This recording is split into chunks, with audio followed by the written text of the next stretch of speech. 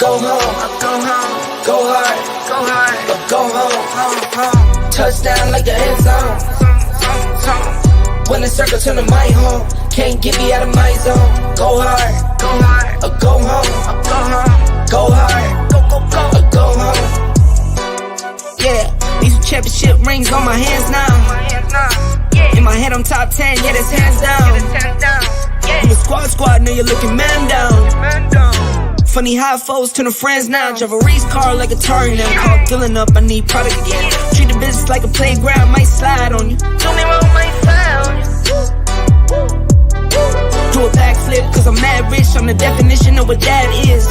Go hard, go home, go hard, go hard, go hard, go home, go hard, go hard, go home. Touchdown like the end zone.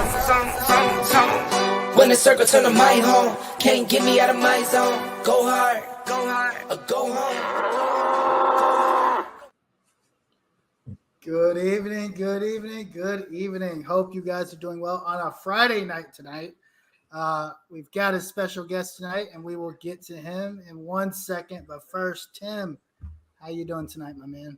I'm doing great, man. It's Friday. You know, I know you don't want to talk about it, but week 0 is tomorrow. It is the start. You know, we got a couple of games, not necessarily major games, but we got some under the talk tomorrow. So if you guys want to, you know, get back to us next week and tell us how you felt about week 0, man, we ready to talk about it. Football is here, baby. Listen, at the end of the day, I get, you know, Caleb Williams is playing tomorrow. I don't want to watch USC versus San Jose State, right? It just doesn't get me hyped. At the end of the day, though, we do have 8 days until kickoff. Jordan Shipley days until kickoff. But first, before we get started, I do want to bring in our very special guest tonight, Steve from Fanatic Perspective. Steve, how you doing tonight, man? Doing well. Thanks for having me on, fellas. We are Terrence Brooks away from kickoff. We are Casey Kane away, 8 Casey Kane days away from kickoff. I'm so excited to be here. Casey Kane is 88, isn't he? He has changed his number to number 8. There's too many of those numbers. There's too many of those changes.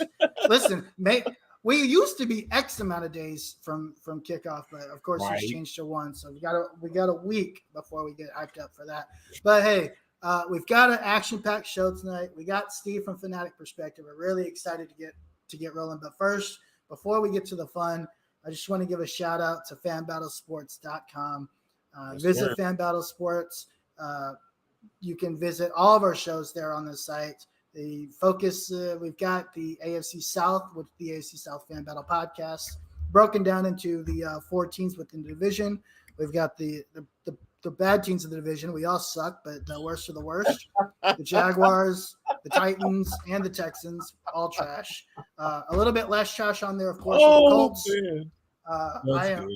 I am your biased host, and we are and A.R. Richardson was him last night. If you have anything else to say, don't really care because he was phenomenal. He's basically Patrick Mahomes already. But really, are we doing this early? Are we starting off this early? Listen, completely different show, right? Sorry, I got lost there in a little right. bit. You didn't watch Sam Ellinger play last night. Bro, like you didn't watch it. Good. Right. I was going to bring that up as a topic, Texas in the NFL, but I don't think we'll have enough time to get to it. If we do it, we'll squeeze it in. Also, please follow us on Twitter at LHFanBattle. We're there. We're talking trash. We're living up to the Fan Battle name. Listen, the entire premise of the network is to talk trash and be delusional and love your team and do all that fun stuff. So that is what we'll do here. We're pretty active on there. We interact with pretty much anyone, whether you want to hate on Texas like everyone does these days or every day, right? Because that's what people do.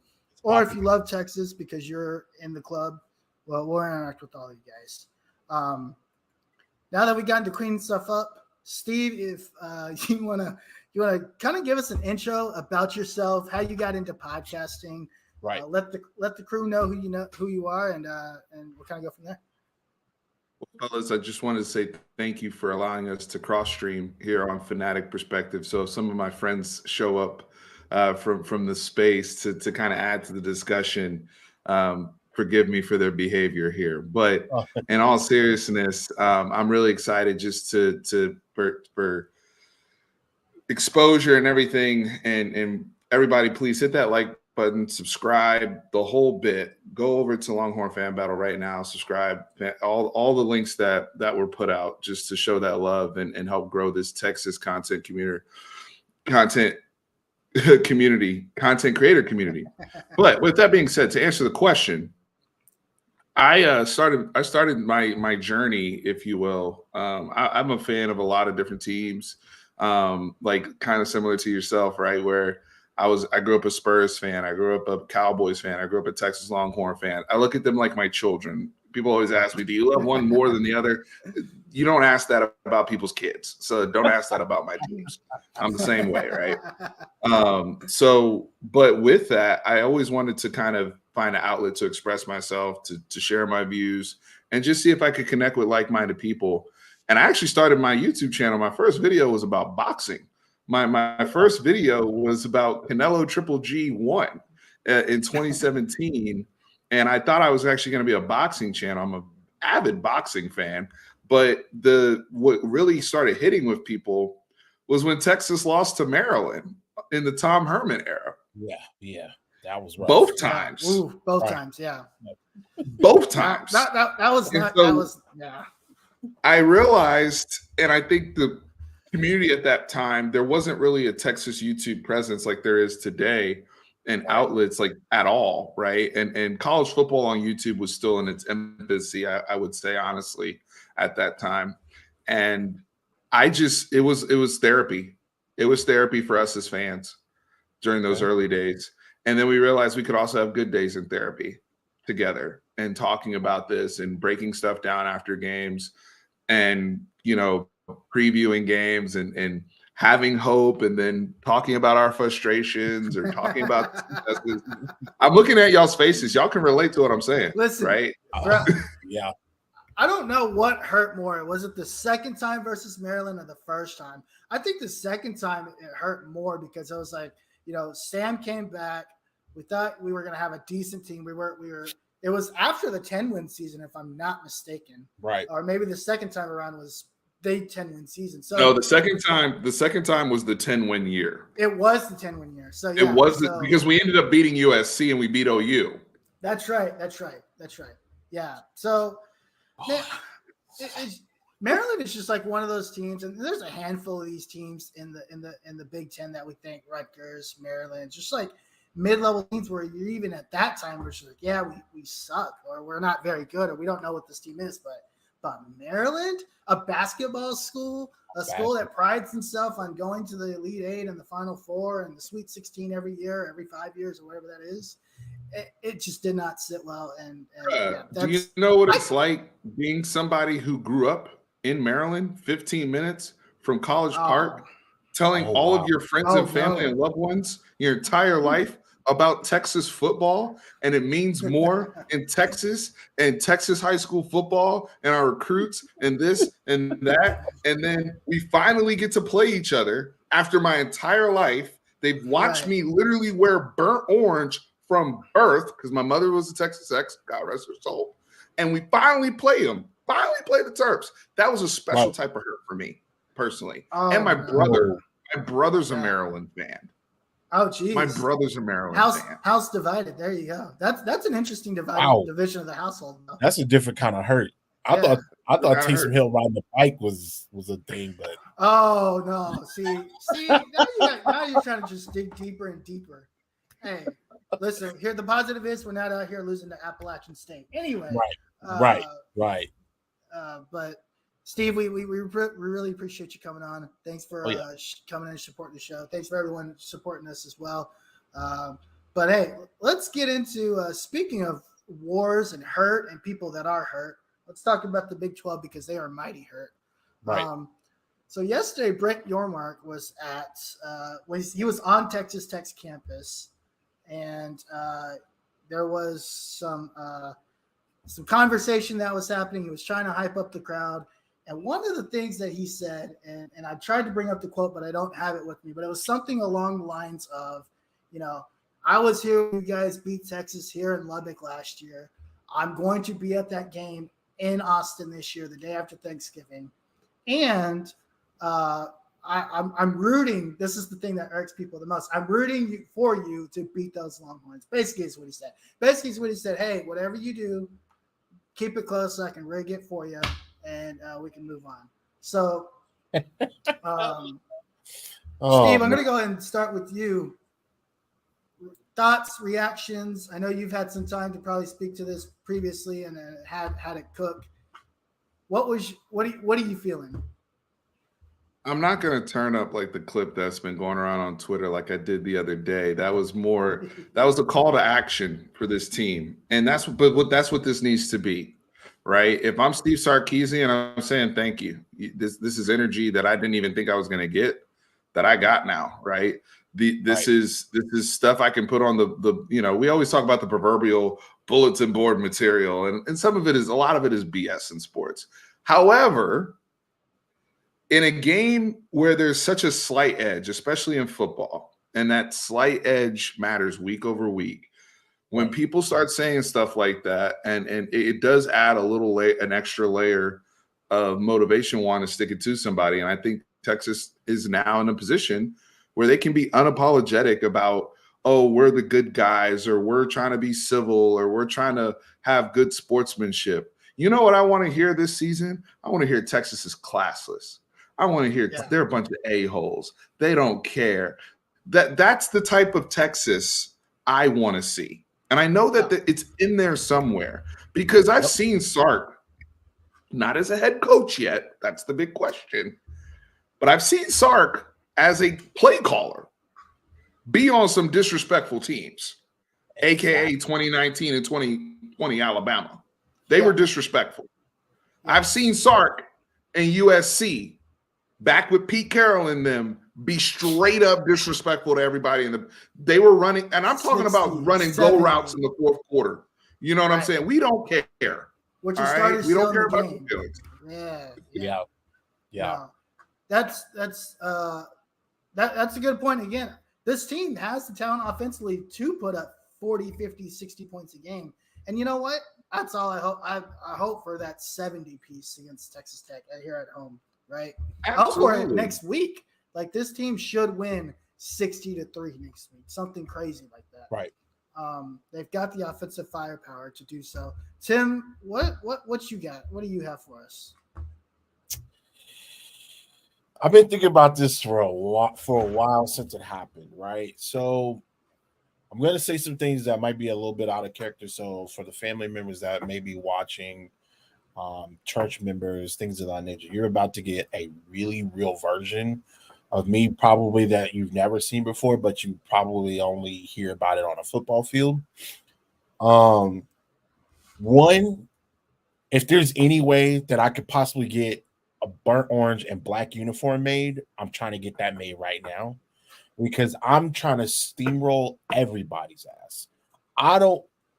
There was a year in which when we won the national championship, we played against Colorado. We beat them 70 to whatever, to 3. Yeah. 70 to 3. That was Joe Clack game. That. Heads need to roll every single time. I mean, don't let you step on their throats from the time that they're there to the time that they get out of there. We already got Yormarch in our back pockets, waiting for us to just go, just to mess up. You have to bust everybody's ass, literally. You cannot let up. I mean, you need to finish all tackles. Everybody needs to swim around the ball on the defense perspective. Offensive line, you need to be driving your guys 5, 6, 7, 8 yards out the ball, getting to your second man. Running backs, you need to be pumping them legs. You need to be trying to do everything that you can to literally you have to. Because if you don't and you keep these games close, it's not going to work out in your best interest. It's already been, and that's for y'all, you Oklahoma fans out there. That goes for y'all too. I don't have you guys winning the Big 12, but it's already out there. I feel like it's more of a shot at Texas than it is Oklahoma because of just the way it was presented towards the public, right? And so with that being said, man, you literally everybody's head has the goddamn roll. Like, yeah, there's no room for mistake. Like, you literally have to play perfect football. And I know that's so cliche, right? Everybody says that, but like, you have to play sound football and you need to run it up every single game for 13 weeks. If we're thinking about the end of the season, right, and it does, let's just say Texas does go undefeated, or they have one loss. Let's say they have one loss, and it comes down to every single game. There should be no doubt in those games that that Texas should be in the playoff, right? You should be running up the score. We shouldn't be settling. No more of this waiting in the third quarter, running the ball 50 times. Oh, sorry, Sark. He didn't listen to his offensive coordinator in his headset. Oh, it was on mute. Like, none of this crap. Like, you put it, run, like Steve said, you run go routes with your first string offense in the fourth quarter. All game. Yeah. all game. Every game. There's literally a target on your back by the guy that's supposed to be. He's not supposed to have a favorite, or he's not supposed to voice that he has a favorite. You know, you could be from the state of Texas and still be the Big 12 commissioner or whatever the case may be, but you're supposed to represent the conference as a whole. Now, I understand Texas and Oklahoma are not going to be here next year, but at the same time, it's like we're still here right now. Yep. So in this moment, you shouldn't have a favorite. You shouldn't be telling teams, I'm going to be there in Austin, and I was here when y'all beat them the last time. You first off, you're a shit commissioner. Let's just get it out there and put it in. There's no other commissioner that's made any. I've never heard any remarks like this. Hold on. I gotta take care though. And okay. Yeah. Shout out to the super chat, Poke Casino. Appreciate you. Yeah. Really. All the yardage and stats you're talking about, 100% agree. 100% agree. And that goes offensively and defensively. I do want to make to Tim, this is my counterpoint. Right. I think he's taking the Vince McMahon route. I think he's in the entertainment business. he's in the ratings business. Look at what he's done to the Pac-12. Right. Look at what he did. He took over a conference because I'm telling you, if this guy was here, look, we got to look at it objectively for a second. If this guy was here, the problem was we have Bowlesby as the commissioner for so many years that sat on his hands and was useless. And it was weekend at Bernie's running this conference, and we had to get out. Texas and OU. It was kind of a circus. It was a circus. He wasn't progressive. Right. He had no ideas. There was nothing coming from him. As much as I took what this man said in Texas Tech, in Lubbock, Texas, as a sign of disrespect for this season, he is going the Vince McMahon route. He is going a political route where he's talking to his base, which is the new Big 12, right? He is gassing his base up, right? So I really understand where he's coming from and how he's trying to keep the conference alive and become, honestly, one of the 4 eventual super conferences. Right now, we have 2 that are really established in the SEC and now the Big 10. He's trying to be either the third or the fourth one. I get Right. it. All I'm saying is, if you want ratings, sir, we'll give it to you because you're going to hand me that trophy in Arlington. That's all I'm saying. And so you make a very, very strong argument here. From the way I take it, it's kind of like you have to take the LeBron James approach. Remember when he tried to like get out of Cleveland like ever so effortlessly, but it didn't necessarily really work down out. on the cool. It didn't necessarily work out in his favor. It's just like, and the media turned on him, right? Like we already know that like, is Texas back is a joke that's been going on for 10 years now. We know about the Marylands, the BYUs, the Texas Techs, that goes all the way back, 15, 17 years, where these are games where you should be handling your business, but something happens, something weird or funky happens, and then it's a loss and it's a stain on the season. So at that point, like at this point, you have to embrace the villainous role that you've been placed in just within this last 24 to 48 hours. It's already it was kind of already there, and we kind of embraced it with, we wear the stormtroopers, we wear the ice whites and that kind of campaign. Now you gotta dive all the way into that shit. Like you have to go full all in. And you can make him look bad. You can make him like if this, like, let's say Texas goes out theoretically and does what we think they can do, right? Starting with the first opponent, which is Rice. And I think back to 2019 LSU, and we realized they were different. It wasn't even when they played us week 2. It was week 1 against Georgia Southern when they came out throwing the football all over the place. Georgia's like, they're beating the crap out of Georgia Southern. Like, and people were like, why is Joe Burrow still in the game? Why is Justin Jefferson still out there? But they were making a point. Right. Texas needs to go out there and do that. So by the time October rolls around, it's like, the bad guys are here. Sark needs to be, and he can make himself also look bad because Brett, you could be the person that woke up the sleeping giant, and the rest of these Big 12 teams were looking at you like, if you had just kept your mouth shut, we would have had typical choker Texas in the conference. But because you wanted to go out there and talk trash, now you gave them all this extra energy. I hope that's the case for our sake.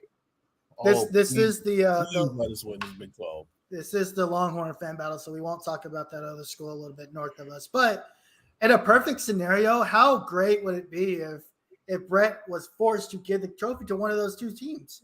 If he was forced to say, I have to give this trophy at the end of the season to Texas or OU, it's not going to happen because OU is probably. I think they're going to win. They're going to be 5-7 again, in my opinion. I think they're that bad. They're playing a very easy schedule this year. You got. I just don't think, even in conference, right? 5-7, 6. I just don't think they're that good, and I don't think they've gotten any better.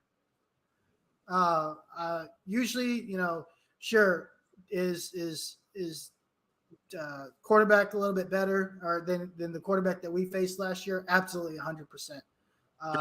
But we've got to keep in mind this is the same team even before we played them last year. They got blown out the water by Kansas State the week before, or TCU the week before, if I'm not mistaken. Kansas State, both. Yeah, it was like 50. I think one of those games was like 40 points before halftime. Right. There's a long way. There's a long way for that team to go, and I had a hot take earlier in the show a couple weeks ago that I don't think Brent Venables makes it out of OU this year. I think he's out of there before they get to the SEC. Yikes! If they go 5-7, 6-6, that's a scorching hot take. Yeah, if they go 5-7, 6-6 again, there's no way he can make it into the SEC. The only way they keep him is knowing that they're going into a brand new conference. They can't change their coach, so they keep him anyway. Right. And then they ship him off if they suck next year. But anyway, I think you would be right if they have a 5-7, 6-6 type year with this schedule. We have to remember, like, Vegas has them at 9.5 wins. We're both there at 9.5, but OU's there at 9.5. And if you look at the schedule, it's like they don't play anybody until they play us. Like they should be theoretically they should be. I'm like, y'all should be undefeated by the time y'all get to Dallas, just off the strength of there's no, I really don't, but and I think BB has recruited well and so far, but if they struggle the way you're predicting, then anything could happen because they ain't gonna tolerate that, especially after the success they've had the last 20 years. Hell no. Yeah. No, not at all. Yeah, not at all. But to the point though, to the original point, if this commissioner shows up to Arlington in December, and both Texas and OU are there, that's a nightmare for him. That'd be great. Well, God forbid one of them is a playoff team. Does the Big 12 claim that? Could you imagine? Oh, 100%. Why would? Does the Big 12 claim that? Of course they would. Why wouldn't he claim it? Because now you're talking about, well, we're still the Big 12. It is not the new Big 12 yet. Right. It is still Brett Yormarch's Big 12 as his reign as commissioner. See, the time. So he's going to say, I had a playoff team in 2023. Why wouldn't he? Man, I'll rip those Big 12 patches right off my uniform, man. SEC, baby. It's out of here, dog. Just leave it blank for now. You know what I'm saying? Get that off. Get that off. Unclaimed. In all seriousness, no. I mean, that is something that is potentially something that we need to look at as if OU gets all the way to the Big 12 championship game. Because look, Texas is going to get there. They might stumble across the road, but Texas is going to get there. If OU gets there, I think it's just icing on the cake, right? And we'll see what happens there. The next thing I want to talk about tonight. So last week, for those of you that didn't tune in, and for the folks that are watching here through cross stream, last week we discussed playmakers on the defense, and we really defined playmakers on the defense as players that could make a stop or get a turnover at key moments of the game. Whether that's a forced fumble, a sack, interception, fumble recovery, punt block, whatever that case might be. And we talked about a few folks that we thought could be that type of presence on the field this year. The obvious one, Jalen Ford. I think last year I read or heard that he averaged one playmaking play per game this year. Right. I think you're going to need more than that this year in the Big 12, especially if we're talking about putting a hurt on every single team in the Big 12, putting up 50, putting up 60, putting up 40. You're going to have to get some turnovers. You're going to need to get some key plays to occur. This week, where we're going to focus is on the offensive end. And before I ask you guys what you guys think, there are some caveats to the rule. Okay. Quinn Ewers cannot be picked. He's eliminated. Of course. And no X, right? So Xavier Worthy also off limits. Right. So I'm hoping that you guys will dig deep. And Steve, I'm going to start with you this time. If you can tell me first give me a number, and then maybe give me who those players are that you feel like are what we call quote unquote playmakers on the offensive side of the ball. Yeah, so on the offensive side, and shout out to Poke Casino, another donation here. Appreciate you. Hopefully that is the path we see for Yormarch, but for content creators like ourselves, we appreciate that. I'm looking at Ja'Tavion Sanders. For me, that's been my guy, and I think I had a hot take, maybe not on this channel, my shows, but on one of my appearances. I actually think there's a realistic chance he could lead Texas in touchdowns, not passing, but in terms of rushing or receiving. There's a chance Ja'Tavion Sanders could lead in touchdowns. He's a red zone threat for sure. He's an extreme red zone threat. He's a seam breaker. So he's somebody that can score from 20, 30 yards away. The other thing that we did not see after the Alabama game that I hope Sark at some point can go back to is flexing him out wide, whether it's to the boundary or wherever, and using him on fade. Somebody feels me. Somebody feels me, man. Oh my God. But look at who he's going up against. You've got linebackers that you're putting slot corners that Ja'Tavion's eventually. It should be a no-brainer that Jatavian's out there on fade routes there in the red zone. Just fishing for it. If you see a safety go over there, I mean, one thing I've seen in a lot of our practice clips is they are running a lot more trips and bunch type stuff. So even if you have a little package where you have, let's say we're in 11 personnel and you have 80 Mitchell, Xavier Worthy, and whether it's Jay Witt or Nair or Jonte Cook or whoever, to the field, and then you flex JT to the other side, you're going to get a safety or a backer going with them. Right. That's what he did all day long at Denton Ryan. I mean, let's just, for an offensive side, they were like, go run a 9 and just we'll lob it to you and use your basketball player. Literally with his hands up. Dude's what, 6'6", 250? If you look at the Alabama game, everybody has Kool-Aid McKinstry, who we'll see again this year, as one of the top corners going into the draft next year, as one of the top 10 defensive players in college football. We threw a fade where Kool-Aid had JT, and he literally tackled JT in the end zone. Unfortunately, the refs, we were dealing with Big 12 officiating, and it got the best of us. But if you go watch the play, JT wins the route with Kool-Aid on him. So what's he going to do to a safety or a backer in that scenario? Right. That's my guy, JT Sanders. All right, Tim.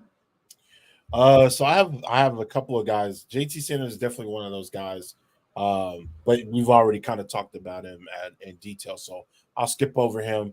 One of the guys that I definitely wanted to talk about was A.D. Mitchell, and Jordan Whittington. The reason why I want to talk about these two gentlemen in general is because they have the most experience, right? Whittington's been around for quite a bit of time.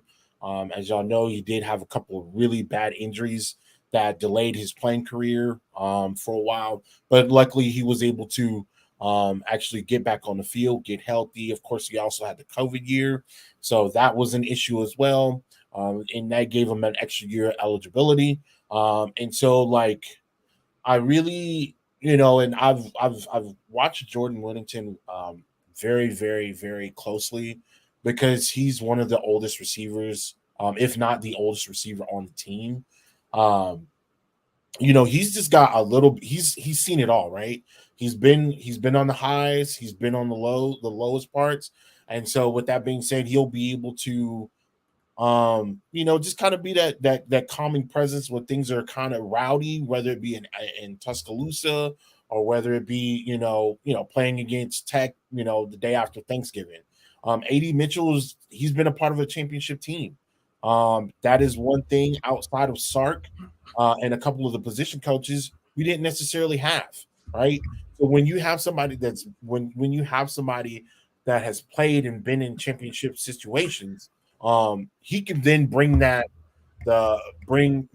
whatever that the swagger or the attitude over to that team, to where they can get, even the hardware. I've seen coaches just walk in from opposing teams and just drop their hardware and be like, if you want one of these, I know what it's like to get that. I'm hoping Sark does that every single year that he's a coach here, because those rings carry weight. We're arguably looking at one of the craziest dynasties that we'll probably ever see in sports within Alabama. I know they haven't been a winner within the last couple of years, but they've still been very much in the mix.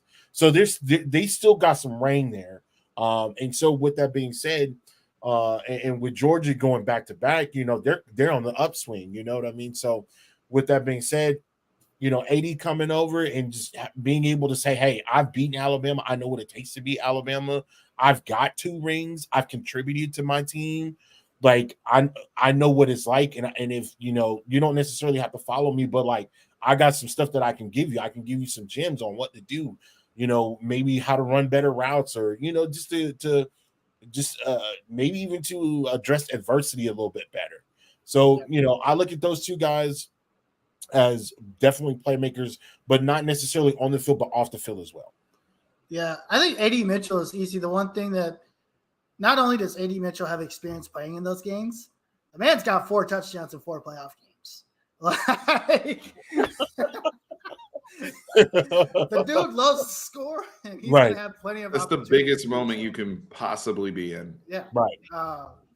Now, and Poke has a comment here. If we can get 3 receivers at 1,000 yards, we'll be in a great spot. Listen, I was talking to Tim in pre-show before Steve came in, and I was like, look, man, if Quinn Ewers gets 40 touchdowns this year, which I don't know is going to happen or not, I think I'll probably elevate him off at 35. If Quinn Ewers gets 40 touchdowns, I'm not losing the game, right? I think that's when you're at a point to where the offense is firing on all cylinders, and you are using all those weapons. And this is kind of where 1,000-yard receiver, 3,000-yard receivers could be possible, right? AD Right. Mitchell, Xavier Worthy. I guess the third one would be Jordan Whittington. I don't know if he gets 1,000 yards. Maybe Isaiah Nayor, Shante Cook. Yeah, I think it looks great in theory. Trust me, and I would love it. But I think the thing is that room, and I think Sark is actually going to tap a little bit more into that depth this year. There's too many guys. Like, it's going to be too hard. Shante Cook is going to take up too many snaps for a third guy to get 1,000 yards, unless there's a situation where we have injuries that pop up and we really don't have a rotation anymore. So because it's going to be based upon the snap counts. Let's be honest. You got to be on the field enough to get 1,000 yards. Right. So, we'll have to see how that plays out. But the thing is, you have a bunch of guys that have the ability, if they are fed, to do that. That's the point. Right. And that's what Texas can present. This team hasn't had depth this big, this much depth on both sides of the ball. Decade? 12 years? Yeah. Is it since the 2010, 2009? That's exactly right. what 2009. This is the last time they had this type of depth. Yeah. They are 5 stars everywhere on this roster, up and down. And there's more coming in, right? It's almost like they're starting a factory. And I've said this a multitude of times on this show, and Steve, I know you've said it a multitude of times. The only thing that's missing is winning. If you win and you start to win, listen, the first time the 10-win season happens in Texas with this type of thing, with this type of team, it's done. I think it's a wrap at that point. With that being said, my guy is Jordan Whittington. I think he's just Mr. Reliable. I get that Jatavian Sanders is there as a safety blanket for Quinn, but I think Jordan Whittington's role this year in his coming back to the team is to be that guy that's a secondary safety blanket, is to be that guy that is that leader on the field, to be the slot guy that can run the little drag route to get the little 3rd and 5s that are done or that are there, or get a quick RPO catch there on 4th down. I think Jordan Whittington helps drives stay alive this year. It's something that this team struggled with consistently last year, and I think having AD Mitchell on the other end not only benefits Xavier, and I think that's the obvious answer, but it does benefit Jordan Whittington in the slot, and it benefits Jatavian Sanders. So I think Jordan Whittington's that guy that already has reliable hands, is going to be able to take advantage of the other weapons that are around him, and will be able to keep drives alive.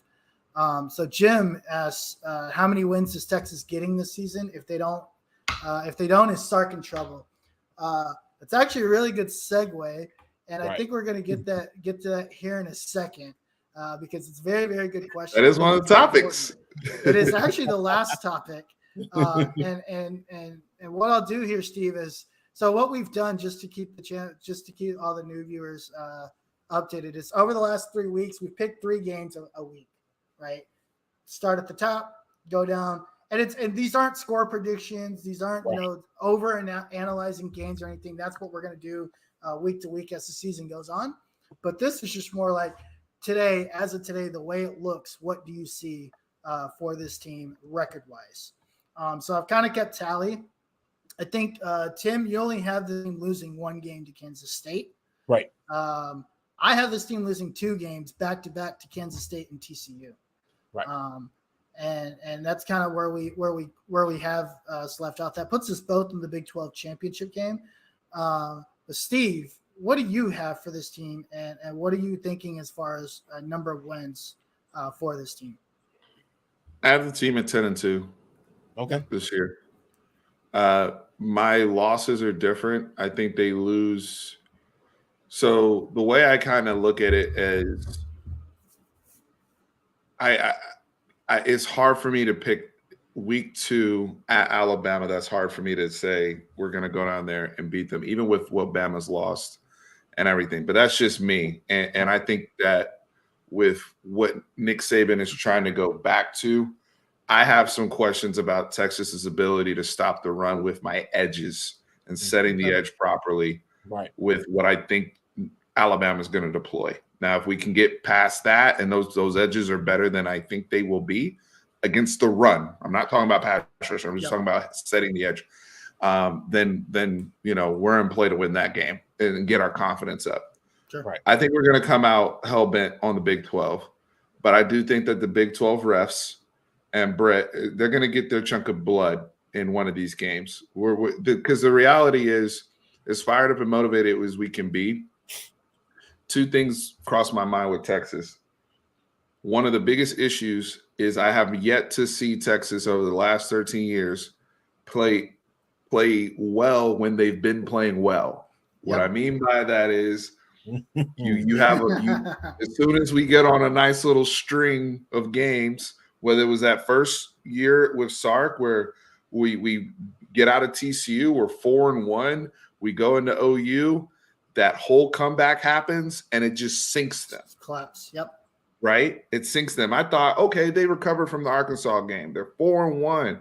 Great momentum. You're up 3 scores. They've shown me mentally over the last 13 years. So they got to prove to me that they know how to handle success. I don't want to see another 2018, we're 6-1, top 10 team in the country. We're talking playoffs in 2018. We've already beaten OU. We've already beaten USC. And then a whole bunch of people get suspended and don't even play the first half of the Oklahoma State game, and we lose a game we're not supposed to lose. That's Texas mentality of getting in their own way. Right. So if they can eliminate that, for the most part, I see them at 10-2, which is reasonable. Okay. You're in Arlington. Yep. And go win the Big 12 and take that trophy from that man. That's how I see it. Okay. I do think that. And I think, we don't go to Oklahoma State. Thankfully, we don't see Oklahoma State this year. But I still think there's some tricky games on here. And, TCU, K-State, these are not teams that we've done well against. Well, K-State we've beaten, but it's always been a struggle. We've beaten K-State 7 years in a row. It's been a struggle every year, though. Outside of maybe a couple. TCU is not a team that we played well against at all. I thought we should have beaten TCU last year. You definitely should have. That's just one of those. You didn't score an offensive one of those touchdown. Games, right? Yeah. That's just one of those games that I just feel like this team just runs into every year, where just something strange happens when it shouldn't. The TCU game from last year, that was probably the most frustrated I was at any point last year, honestly. Oh, yeah. Just the simple fact of what was on the line at home after everything that had gone wrong earlier in the season. It's like, damn, we're right back here after all the injuries. We can make it to Arlington. Like, everybody knew it was on the line. And the defense comes out and gives me an all-timer of a performance against the TCU offense that was averaging 45 points a game. You want to talk about somebody? Think about that. They were getting clobbered. Yeah, but the offense.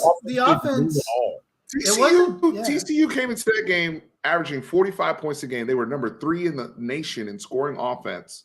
Max Duggan finished second in the Heisman race. Right. And Jahdae Barron scored in that game, so the defense even got me points. Right. And we still couldn't score. Right. We basically needed a touchdown the way that game was going. We couldn't get one. And we had the best, arguably the best running back in the nation. Couldn't get one touchdown. Yeah, that game was frustrating. It was just, but again, these are the types of things that I'm talking about, where just weird things happen. Thankfully, we go to TCU, so I don't know. But in the past, just in Texas, last 10, 15 years, weird things happen in Lubbock, weird things happen in Fort Worth, weird things happen in Manhattan. Thankfully, we have all these games at home, except that game there in Fort Worth, which is just weird. I don't know. I hope it's like the game I went to the last time, because I live up here. I live in Arlington, so I'm about 15 minutes from TCU. The last game we played at TCU, we won when Bijan kind of ran the clock out at the when TCU was right there on our heels. They still had Zach Evans, and they were right there on our heels. We ran the clock out on them. But you're right. I mean, that it's always been this little mystique there. I do think this. Whenever I go to a TCU game, it's about 50, 60% Longhorn fans there. So it ain't going to be an issue with the crowd. No disrespect to TCU, but y'all just don't have, like, they have 3,000 students, and DFW is full of Texas fans. So every time that stadium is at least split, right? So you only leave the state twice, right? You go to Iowa and you go to Bama. Wild. That's it. That's wild to think about. Oh, Ames is another place that sucks. God. Hopefully, and I don't think that's a night game this year, but that's another place that sucks to play. But hey, they'll probably make it a night game because it'll be cold. Right. It's November. They're gonna make that a night game. Yeah, absolutely. They're gonna make that a night game for sure. Out of spite, just out of listen. Or an 11 a.m. kickoff. They could be. We won't get an 11 a.m. kickoff for the Iowa State. Bro. That's a night game, bro. That's gonna be a night game on ESPN. They're gonna broadcast the hell out of it on Fox Sports. That's gonna be a night game. Oh, have y'all noticed that they did set a kickoff time for the Texas Tech game at 6:30 at night? Yes. Yeah. Yes. Surprise, surprise. I'm not surprised by that. Right. I love it. Oh, listen. I would love it to be 10:30 at night and we're scoring our 70th point. Like I cannot. I'm okay with game that. I cannot wait for. Listen, I'm gonna be fine with that. Yeah, that is the one game I can't wait for. I might actually go to that game. If it's a $400 ticket, I'm gonna go buy that. I'm gonna buy that ticket the day of the game and go. That's that. I'm going to that game. So I do have a question. And Steve, you can answer this. Like you said that you had Texas going 10-2. What do you feel like is the absolute worst that can happen as far as record wise? Like when you look at this when you look at the schedule and you see where we're playing and how we're playing, what is your absolute worst that you can see Texas going versus your 10-2 at best? I will say this. I think if you go 8-4 again, even with injuries, people are asking questions going into the SEC. Let's just be honest. Yep. I think if you go 8-4, you're having conversations about people like Colin Simmons flipping to LSU. Like your recruiting starts to get impacted. I'm just being blunt honest. Yeah. I think that, and it's a fine line. Like 9-3, you can kind of sell 9-3. People, you can, from a standpoint of now, it's always going to depend on the context of the losses and how they happen. And did you blow games again? But 9-3, it's like, okay, and if you're 9-3, and this is shout out to the Unfiltered guys and my boy Chris Simpkins who said this. If you're 9-3, you still need to be in Arlington, by the way. Yeah. Like, don't go 9-3 and don't even make it to the championship. Honestly, being 9-3, you could still make the Big 12 championship being 9-3. I think that is realistic. Yes. The end of the day, I don't think there'll be anybody undefeated this year, personally. No. I don't think this team is. I don't think Texas can't go 8-4 again, though. No, not with this roster. They have the most experience in the conference. Right. You've got the entire offensive line coming back. The entire coaching staff coming back. The water boys coming back. The trash can from last season is still there. It's in the same spot. Like everything, this is lined up for Texas perfectly. The roster is great. It's a Big 12 or bust for me, honestly. Even if you go 10-2 or you go 9-3, if you don't win the Big 12, it's a bust for me. I think it's a failure of the season. Now, as far as asking questions, yeah, I think 8-4, staying the same, depending on how you lose going into the SEC. I think questions with Stark are starting to get asked, and and we know how our boosters are. Man, we know how they are, but I will say this.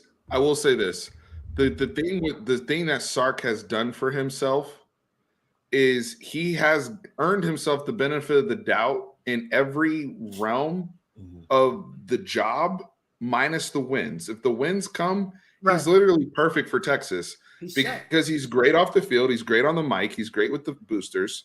He's great with recruiting. He's roster management has actually been on point. He's great. The consistency with the coaching staff has been there. Guys, Tom Herman won 10 games, and you can make the argument, if not for COVID and games getting canceled, he probably wins 10 games in 2020, even with the losses. When you think about who we didn't even play and the Kansas game getting canceled. Tom Herman still got fired because he was not liked. He was not like people. So when the questions start getting asked, who gonna go to bat for you? And that's something that folks listening, even if you're in corporate America or wherever you work, if you're not liked and your job performance starts to dip, nobody's gonna have your back.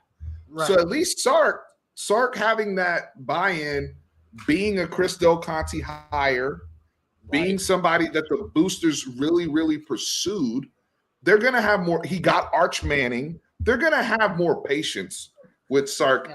But at the same token, everybody in the back of everybody's mind that, he can't win. Can he win 10 games? Has he ever won 10 games? Does he know how to win as a head coach? Questions won't stop. It won't stop. And it's just going to continue. Sark personally, it's going to continue to be a question, right? Now you're talking about year 3. This year, it would be even worse. I think it'd be even worse because you came in, you talked about how you got your culture. You have a lot of weapons, embrace the hate, we are the hunters. Like, you do all these things preseason now, and then you still fail. It is not a good look for Sark. Exactly. I do agree that he is, even if he is liked, because he is liked by the boosters, he may get one more year. But that line is so thin. That leash will be very, very thin. There is a comment in here from Jacob talking about we couldn't stand Turtle Tom. Listen, man, I watched the players that played under Tom Herman in the NFL. And it makes me upset every time I watch him play. Absolutely. I watch Caden Stearns play.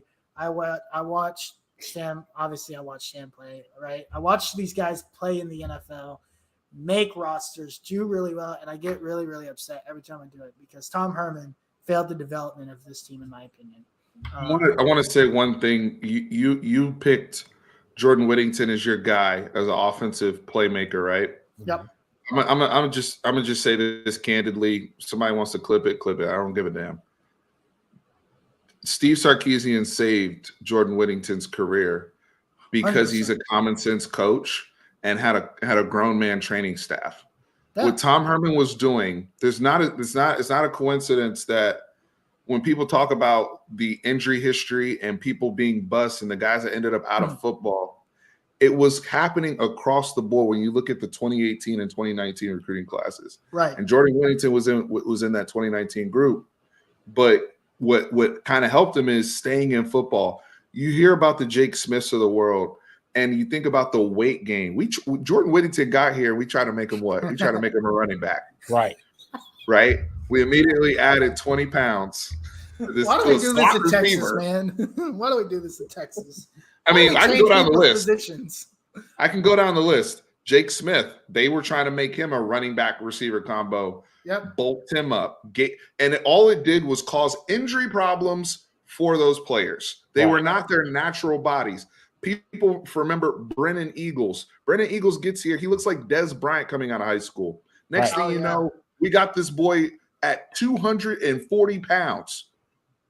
Right? But what? Though? Go look at the weights of every receiver on Tom Herman's team from 2018 to 2020, and then look at Steve Sarkisian's receivers today. Right. I think we may have 1 or 2 receivers over 200 pounds on the roster right now. Everybody else is pretty but they're all in that 180, 190 range, right? Right. Maybe 195, but definitely that's like, but it's like unless you're an actual big frame to carry that weight, like you were designed to carry that weight. Right. Guys were getting here. Keontae Ingram, they talk about him. Keontae Ingram, his freshman year, weighed 205. Right. We had him up to 238. We had Sam Ellinger up to 245.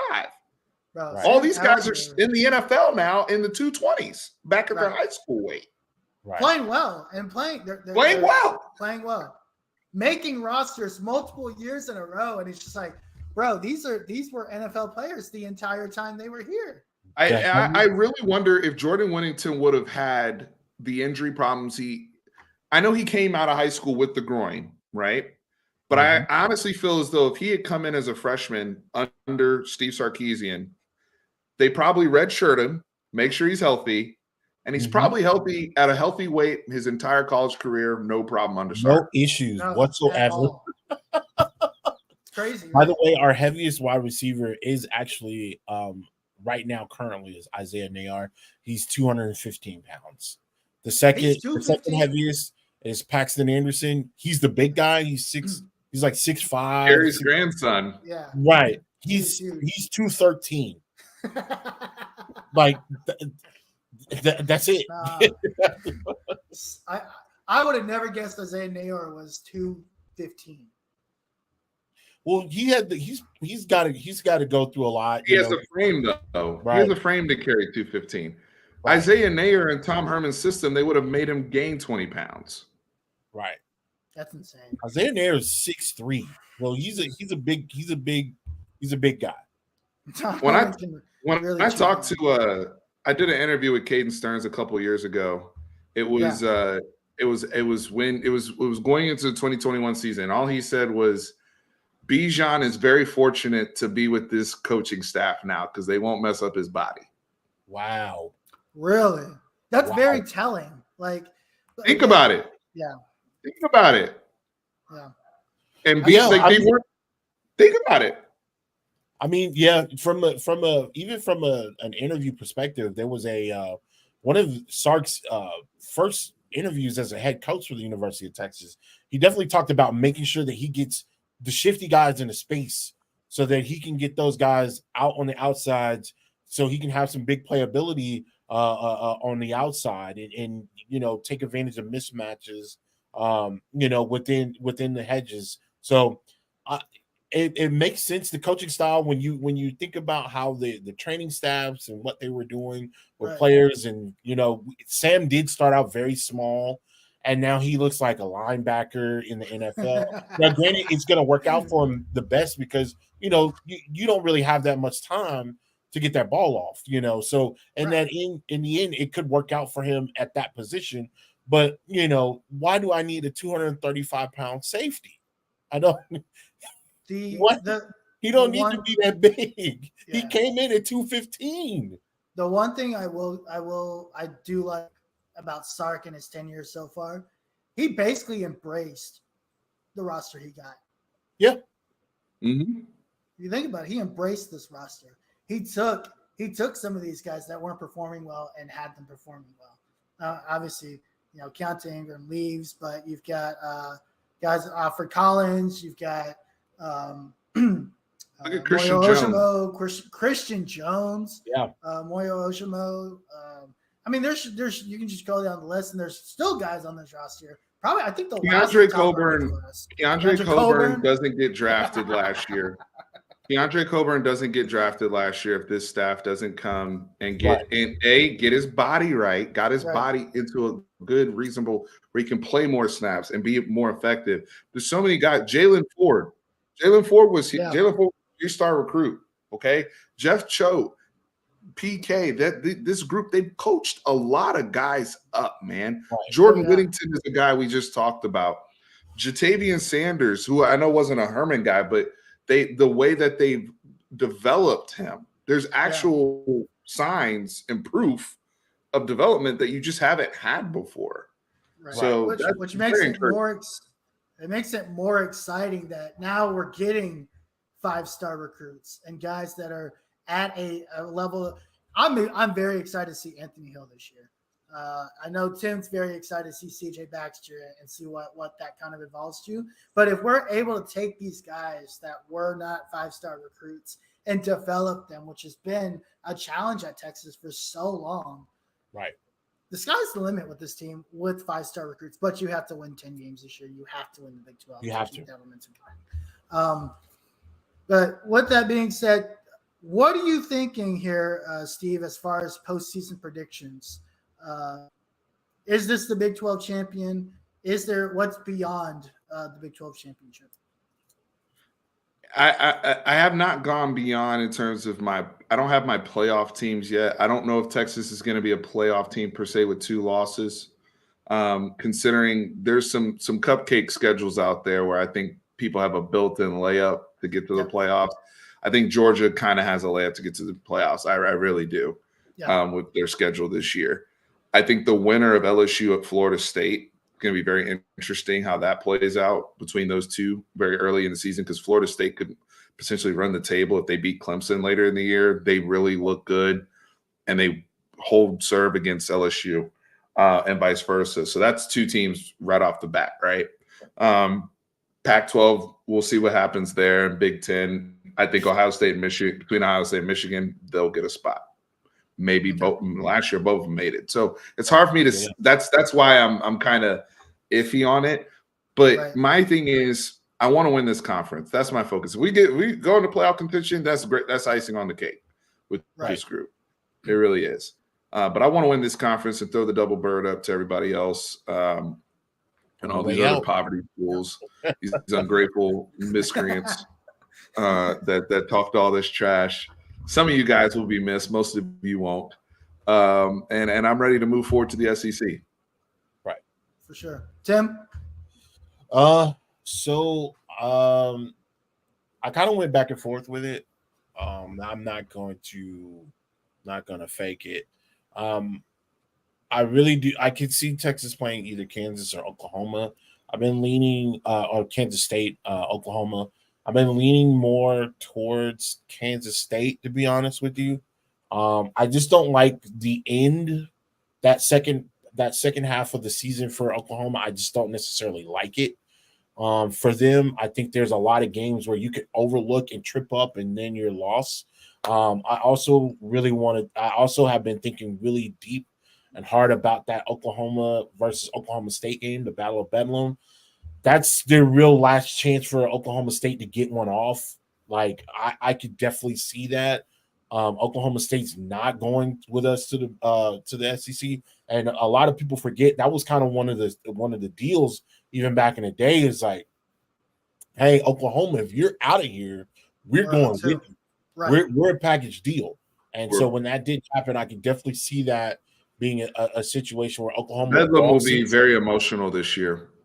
Exactly. Bedlam may resemble the last Texas A&M game. Do you remember how emotional that game was? Oh, dude. I remember how it was. I was near. So I lived about 7 minutes away from the stadium, Steve. So I can hear everything. So I remember that when that happened, I was here, and it was just real weird, man. It was like kind of a cool night. It was hot the majority of the day. It kind of cooled off, and then there was literally it kind of reminded me of a small town where nothing was open.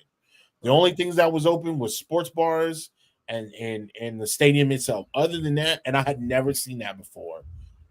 Even the championship year, the city was just a buzz. That year specifically, nothing was open. And so I could see that happening.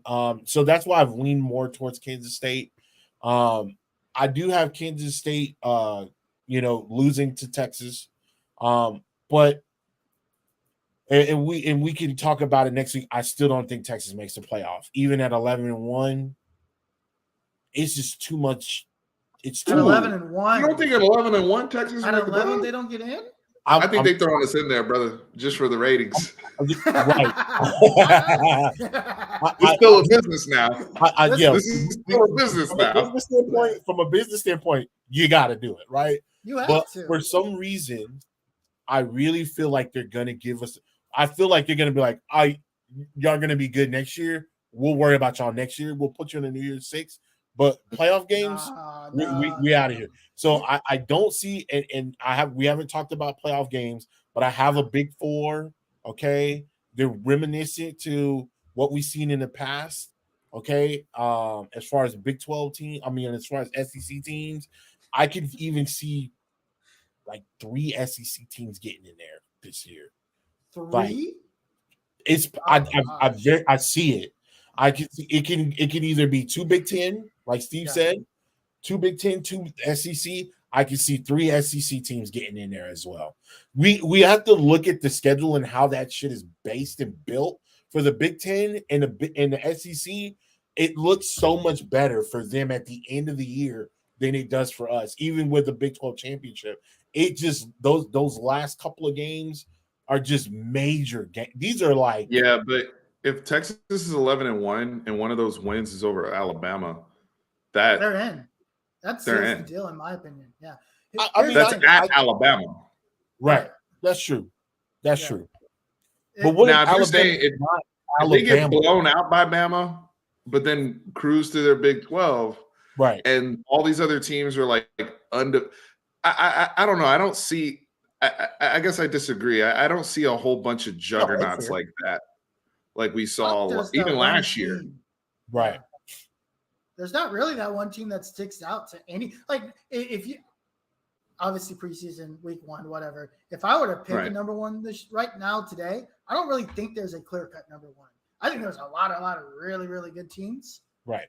I don't think there's a clear cut number one. Also, secondly, I think the NCAA is probably, waiting for an opportunity to stick it to the Big 12 too. If they have an opportunity to put Texas in as a Big 12 champion, they're going to do it. They're going to, because regardless of whether or not, they can wait to the SEC next year, the NCAA loves their money, so they're going to find any way to take advantage. They put TCU in the playoffs last year, and they didn't even win the Big 12. Technically, they still made the playoffs. Hey, point made. And they still made a lot of it, and they still made a shit ton of money too. So they didn't really care. Yeah. Okay. I mean, that's fair. For some reason, I just feel like we're gonna get shafted at the end of the year. We are going to get shafted. Yeah, and that, to me, that's the best way to do it. We run the table, we have this miraculous season, and then not make the playoffs. Oh man, because humans are involved and money's involved and business is involved. Right. Yeah. Texas, I don't see Texas getting. Now, if it's 2008 and we're talking about computers making the decision, which is what happened. Right. We don't have to deal with computers anymore, my brother. We have been set free in this particular we've been released from the shackles of the We've been set free. Yeah, we've been Oh dang. Oh man. Well, Harish, what you got, man? What you got? I've got Texas winning the Big 12. Right. Okay. To me, like I've said it for 6 weeks now.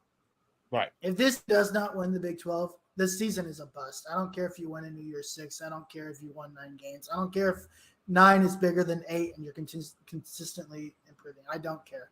Don't care if Quinn Ewers does 40 touchdowns. Don't care if you don't win the Big 12. Nothing else matters to me. Right. I want to go out of this conference on top, walking into the sunset, leaving the neighborhood into, we're basically going from, Austin to Highland Park. So I'm ready to roll into Highland Park, a champion of the old neighborhood, and we're rolling in on top. And if we don't do that, it's a failure. Right. Okay. Yeah. So I'm hopeful. Again, the strongest drug you can sell nowadays, before the regular season starts, is hope. It's the strongest drug you can sell, baby. And that's what we're all doped up. The dopamine that's up with every click, with every video we watch, whatever podcast we watch. All it is hope. Like now, it's time for them to get to it. Exactly. It's time for injected straight into the veins, man. Yeah, I've been waiting. I've finally found the drug. It's been 10 years. Injected straight into the veins. Right. Just give it to me. I'm ready. 8 days away. I'm ready to roll. The amount of receipts and memes that could come of this video if they're typical Texas again, my goodness. But that's one thing I tell people. We're here for it. I tell people, all these people in the content creation community, this is another reason why you guys need to like the video and subscribe and subscribe to Longhorn Fan Battle right now. Go on YouTube, Twitter, every social media platform, they're on there. Go subscribe to these guys because it's hard doing what we do because we're putting ourselves out there. Putting it out there. And okay, I've been doing it for years. Okay, yeah. I've made my mistakes. Sometimes I've been humble. Sometimes y'all came for me when I was like, hey, I don't think we're gonna be that good, and I was right. And y'all gave me crap at the beginning of the season because I wasn't as hopeful. I wasn't drinking the Kool-Aid. But yeah, but y'all watch me grow with y'all over the years. It is hard doing this. So in order to reward what we're doing, like us, follow us, subscribe, and join the community. We really appreciate it. Yes, we sir. really do. And Steve, before we wrap up here, we do thank you for coming on the show tonight. It's been a blast. We had a good old time. Lots of great discussions. Before we head out for the night, for those of the viewers that aren't watching or are new to the channel, where can we find you, and what have you been up to? So Fanatic Perspective on YouTube, Fanatic Perspective on Twitter, Threads, Facebook, Instagram, the whole bit. The latest announcement and thing we have going is a little partnership or collaboration, with you will, with Bleacher Report. So we recently started doing some content for Bleacher Report. So if you download the Bleacher Report app and go to Texas football, you can see a live video I did there on August 23rd, as well as some polls and some content that we're drumming up. One of the things I like about Bleacher Report is they want content in the hands of people that actually are diehard fans of the team. It's very similar to like a Reddit forum, very engaging, incredible community over there at Bleacher Report. So go check us out. I'm hoping to do some more content for them and throughout the season. But it was a blast getting to host a live show on the Bleacher Report app and platform on August 23rd. So go check that out. And you guys can find me on there and follow me on Bleacher Report as well. Awesome.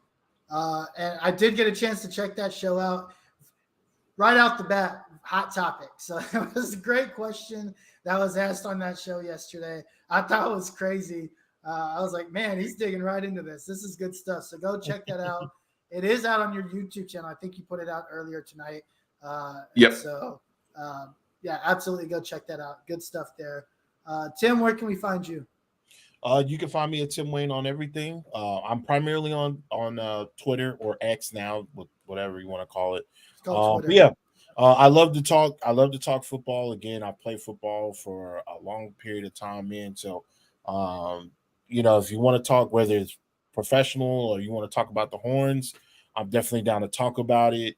Even if you want to, a lot of people fail to realize as well, we're not too far away from the college football game coming up too. And so that's also we talk about that ad nauseum, privately, Harish. But man, if you want to talk anything football, man, I'm definitely down. Again, born and raised Texan, so I'm Cowboys, Longhorns, quasi Tigers prior to Dabo getting there. So Jesus. If you want to talk football, man, feel free to hit me up. Yeah, that Tigers thing is still weird to me, but hey, you do you. You can find me at the Uncle Gandhi everywhere. The Uncle Gandhi everywhere. Twitter, X, whatever, all the stuff. Also, find us at LH Fan Battle. Listen, for those of you that have not interacted with the Twitter channel, we are a trash talking group, right? This is what we do. It is the primary basis of the entire podcast. So we got you. We go after Aggie fans. We hunt. We are the hunters in this. We are the hunters. We are the hunters in this Twitterverse. So thanks, guys, everybody, for tuning in. Steve, thanks for coming on tonight. We really appreciate it. We've got to do this again probably sometime in the season. And, of course, Tim, as always, thanks for joining in. We will see you guys next week. 8 days. Peace. Welcome. Go home. Touchdown like the end zone. When the circle turn to my home, can't get me out of my zone. Go hard.